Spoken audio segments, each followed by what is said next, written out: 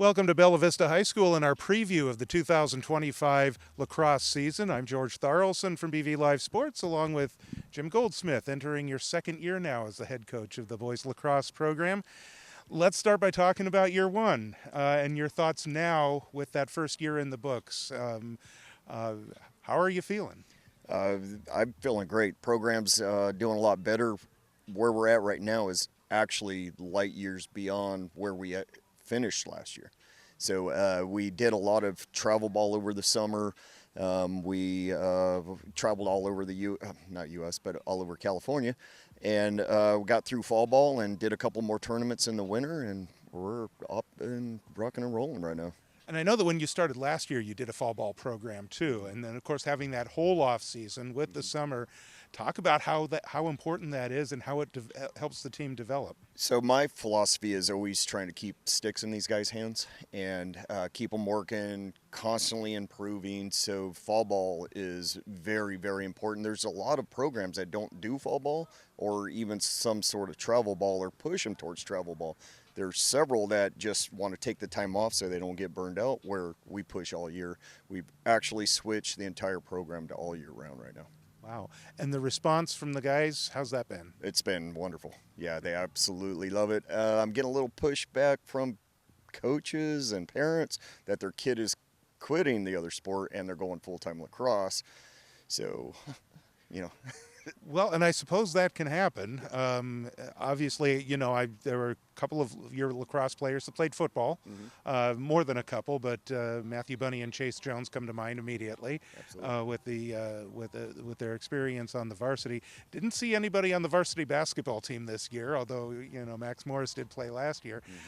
Some guys are going to play other sports, but it seems like most of them are fully embraced lacrosse? Yes, absolutely. So we do have some wrestling athletes that just finished up. So they're joining us right now. Some of them haven't even touched lacrosse. We had two of them today at the scrimmage that haven't even been to a practice yet. We have a couple of basketball players. Dustin's just finishing up. He's supposed to be joining us, I believe, tomorrow. Hopefully, he's a big, tall, strong kid, and looking forward to coaching him. But yeah, we got a lot of multi-sport athletes, as you know. But I think I want to say last year we had several multi-sport. This year, I think it's lacrosse is their sport. So for the guys that participate in the program, obviously, I don't want to use the term leg up because you don't want to discourage people from participating in other sports, especially if they have more than one sport. And I know you've coached other sports before too. So, but still, they get that experience. Yeah. So having multi-sport athletes is extremely important for me because it's not just all lacrosse or all football or whatever sport they're in. They should be well-rounded athletes. They learn from other coaches. They get speed drills or different footwork from one sport that leads into another. I could tell a football player immediately that would be absolutely great at lacrosse. All we got to do is teach them stick skills. So right now what we're doing is dealing with a lot of different sport athletes and that are definitely football players. And you could tell if football players are because they're very, very athletic. And as we are talking, we're a week and a half before about a week before the start of the regular season. So your thoughts on where you are right now and this last 1 week push towards the start of the season?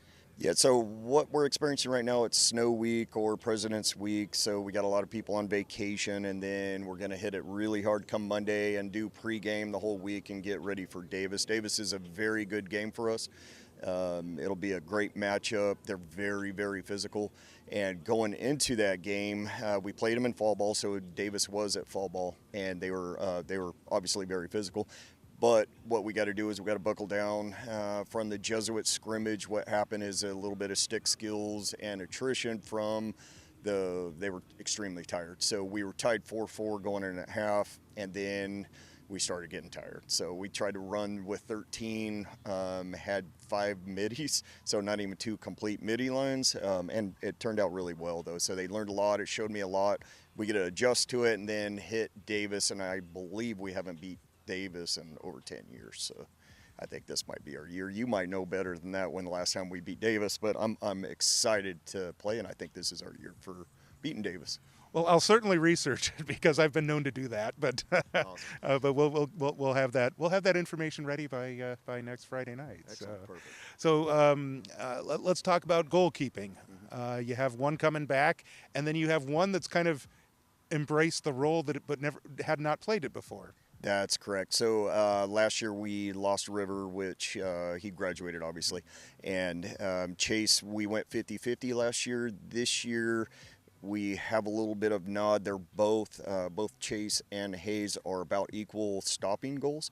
What it's going to come down to is clearing what gives us the better opportunity to win games. So that's what we struggled with last year. We fixed a lot of that during the winter and fall ball, the different tournaments, and we'll see. So both of them, it's up for grabs right now, but we're going to probably go more full-time than what we did last year. And also Ace. So Ace is also our third goalie. So we have 2 senior goalies and 1 junior. Chase will be the guy next year. He'll be the go-to. He'll definitely be 100%. So right now we're kind of up in the air, and we're going to go with probably who can clear the best. Fantastic, and and that could also play out during the season. Absolutely. It may go one way to start and then go a different way. Absolutely, as they develop with the clearing, absolutely. And what your real hope is that they make the decision very difficult. Yes, obviously. Yeah, and so Hayes being a senior, I'm all about taking care of the seniors. That's what varsity is for me. It's not necessarily just winning games or just a competition. It's saying farewell to these seniors and making sure their senior year is the best one yet. So that's where my heart's at, and that's what I want to make sure everybody else knows too. Well, I have to bring up the name Mateo Polanco because you lose him from last year. 4-year starter here, just an incredible career. How do you replace him, or do you? So we still got Bunny. It was the Bunny and Mateo show. So last year our offense was basically throw it around in a circle, get it to Mateo, and let Mateo score. So we don't have a Mateo play this year. So we have an actual offense, and so it's we don't have that dude that's going to score 10 goals in a game, but we have everybody could score. It's a lot more team-oriented style offense. There's a lot of movement now. That's the number one thing that you're going to see, and hopefully you might get a look at it tonight. You'll notice a lot more movement instead of throw it around, get it to Mateo, let Mateo score. So I'm excited for that also. You did mention Bunny. He's like the top returner, at least offensively. But in addition to the goals that he scored last year and over the course of his career, the experience, leadership as well? Yeah, obviously. We have a lot of leaders on this team. What I've done is enrolled all of my seniors into a leader style. So every break, every huddle, after practice, they're all involved and they all have something to say. So they're an extension of the coaching staff as I make the seniors be more communicative and be able to lead. Every single one of them has a different lead type position. Fantastic. So starts with Davis. Get ready to go over there. And then it's like, what, a 2-month sprint? 2 months, yeah, 8 weeks after Davis, we go right into 8 weeks, and there's 19 games in an 8-week period, and then hopefully we get to sections, because ultimately that's what I set. The goals as this year is making sections and getting our first home section win is what I'm trying to do this year.